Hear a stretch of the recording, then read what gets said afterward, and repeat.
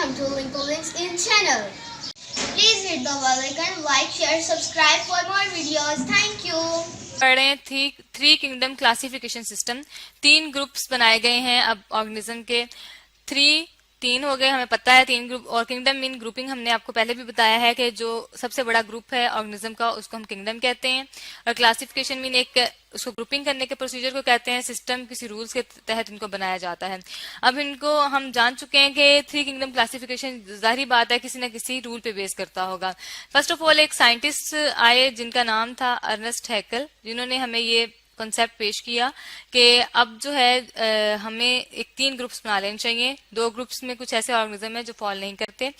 अब हम एक एग्जांपल ले लेते हैं। जैसा कि हमने पहले भी देखा था कि जो 2 किंगडम क्लासिफिकेशन सिस्टम था वो रिजेक्ट हो गया था। किस बेस पर रिजेक्ट हुआ था? क्योंकि उस वक्त यूग्लिना डिस्कवर हो गया था। जब यूग्लिना डिस्कवर हुआ तो इसकी सबसे बड़ी प्रॉपर्टी ये थी कि इसके अंदर क्लोरोफिल मौजूद था जो कि प्लांट लाइक कैरेक्टर है, और इसके अंदर सेल वॉल नहीं थी। इसकी आउटर कवरिंग जो थी सेल मेम्ब्रेन थी जो कि एनिमल लाइक कैरेक्टर है और ये एनिमल की तरह मूव भी कर सकता है। लेकिन अब ये ना तो एनिमल है ना ये प्लांट है, ये किस में फॉल करता है, इसलिए हमने 3 ग्रुप्स बनाए। अब हम यहाँ पर उन ग्रुप्स को ड्रॉ कर लेते हैं। फॉर एग्जाम्पल हम ऑर्गेनिजम्स की 3 ब्रांचेस बना लेते हैं। ठीक है, यूं एरो लगा के। ठीक है, हमारे पास 3 ग्रुप्स बन गए यूं। फर्स्ट ऑफ ऑल हमारे पास जो ऑलरेडी मौजूद हैं प्लांट्स, वो ऑर्गेनिज्म जो कि अपनी फूड खुद बना सकते हैं, ऑटोट्रॉफ्स होते हैं, हम अच्छी तरह से जानते हैं। इसके बाद हमारे पास एनिमल्स जो कि हेटरोट्रॉफ होते हैं, दूसरों से फूड लेते हैं। इसके बाद हमारे पास लास्ट पे जो रिसेंटली ग्रुप डिस्कवर हुआ है उसका नाम है जी प्रोटिस्टा। ठीक है, इस ग्रुप को हमने प्रोटिस्टा का नाम दिया है। प्रोटिस्टा में हमारे पास कौन से पाए जाते हैं? यूग्लिना पाया गया है। इसको हमने रखते हैं, हम यहाँ इसकी एग्जाम्पल लिख लेते हैं। ठीक है, यूग्लिना इसमें आ जाएगा जी, सॉरी यूग्लिना।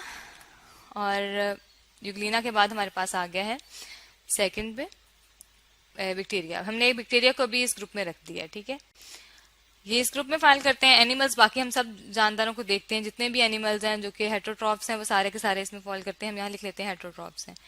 ठीक है, हेटरोट्रॉफ्स। और जो प्लांट्स हैं वो ऑटोट्रॉफ्स हैं, इनकी कैरेक्टरिस्टिक्स हैं। ठीक है, ऑटोट्रॉफ। और इसके एग्जाम्पल में हमारे पास सारे प्लांट्स आ जाते हैं जितने भी हर्ब्स, श्रब्स और ट्रीज हैं। लेकिन इसके साथ साथ एक और ग्रुप इसके अंदर मौजूद है। वो कौन सा ग्रुप है जी? वो है फंजाई।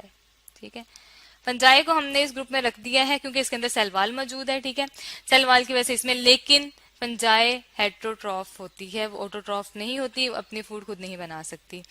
तो ये हमारे पास अब 3 ग्रुप बन गए हैं। ठीक है, पिछले की तरह जब 2 किंगडम बने थे इसके भी कुछ ड्रॉबैक्स हैं, हम यहाँ लिख लेते हैं। ड्रॉबैक्स मीन के कुछ इसके फॉल्ट्स हैं जो कि इसको रिजेक्ट करने पे हमें मजबूर किया। ये भी अभी भी हमारे जो ऑर्गेनिज्म है उनकी सही तरह क्लासिफिकेशन नहीं हुई। सबसे पहला और बड़ा, प्रोकैरियोट्स और यूकैरियोट्स में डिफरेंस नहीं पता। अब प्रोकैरियोट्स क्या होते हैं? प्रोकैरियोट्स वो ऑर्गेनिज्म होते हैं जिनका यहाँ हम सेल ड्रॉ कर लेते हैं, जिनका सेल बहुत सिंपल होता है और उसके दरमियान में हमारे पास सिंपल न्यूक्लियस पाया जाता है, सॉरी न्यूक्लियाइड, एक डीएनए पाया जाता है और इसके अंदर कवरिंग नहीं होती, न्यूक्लियस नहीं होता। ठीक है, इसके अंदर न्यूक्लियस एब्सेंट है। तो इसकी एग्जाम्पल जो है बहुत सिंपल है, बहुत ईजी है, हम सब जानते हैं, बैक्टीरिया है। सबसे सिंपलेस्ट सेल जो होता है वो बैक्टीरिया का होता है।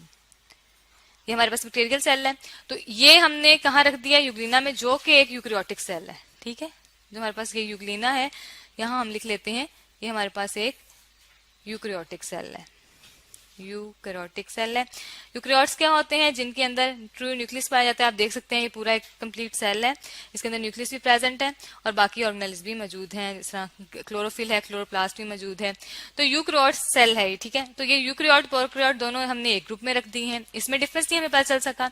दूसरी बात ये कि हमारे पास जो फंजाई है वो प्लांट्स में फॉल नहीं करती, उसके पास सिर्फ सेल वॉल मौजूद है, लेकिन उसका एक और कैरेक्टरिस्टिक्स है जो कि हम ब्रैकेट में लिख लेते हैं कि वो हेटरोट्रॉफ है, वो अपनी फूड खुद नहीं बना सकती।